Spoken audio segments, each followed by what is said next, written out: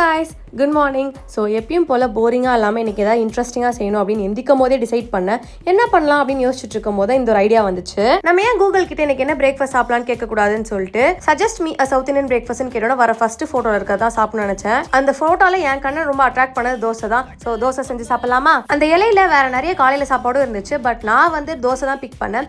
உங்களுக்கு இட்லி பிடிக்குமா இல்லை தோசை பிடிக்குமா காலையில் பிரேக்ஃபாஸ்ட்டாக சாப்பிட்றதுக்கு அப்படின்றத கமெண்ட்ஸில் சொல்லுங்க.